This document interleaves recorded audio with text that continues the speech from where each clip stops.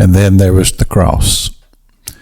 This instrument of cruelty and death. People who would do this to humanity. It's hard to even explain the kind of heart that would do this type of thing. But it was common.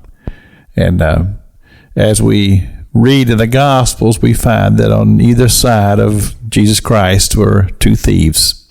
These were people who had chosen a walk in life that had led them to this place, to where they were being crucified. Of course, in the middle, there was Jesus, who had done no wrong. He was there because of a mock trial, lies that had been told. But he was there for a far greater purpose, and that was the redemption as a sacrificial lamb for the sins of all of humanity. But one of the things that fascinates me here, as we behold the cross, three, the cross in the middle was Christ, and then, of course, on either side were these two thieves. And, of course, Jesus on the cross represents God.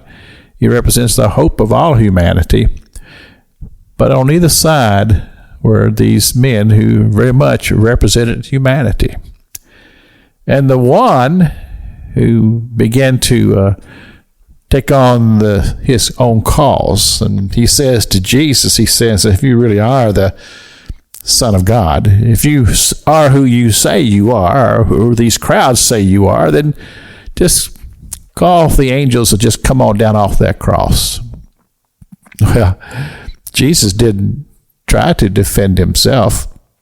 The other thief on the other side, he decided to take that challenge on himself. And he says to the other man, the one who just made that statement, he says, do you not realize that we're all in the same boat here? All three of us who are hanging here on this cross are facing death. And here you are over here kind of laughing and ridiculing the very man that might be able to help you. And then this thief, he says to Jesus, he says, Jesus, can you remember me? And that's when Jesus said, he says, today you will be with me in paradise. And this is just fascinating to me, that here is Christ suffering on this cross, fixing to face death himself. And the last thing that he's doing here is he's leading someone to salvation. And church, if that don't speak to us, then nothing ever could. Because Christ himself said, go ye to the world, preach the gospel, proclaim the gospel, win the lost. He said in the beginning of his ministry, when he went to the synagogue after the wilderness experience, and he read the scripture from Isaiah, and it says, the Spirit of the Lord is upon me, and he has called me to minister to the poor, to the broken, to the sick and the suffering.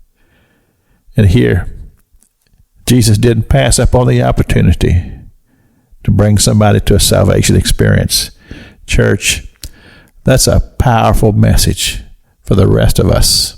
This is Pastor Jack King with the gospel on the radio broadcast.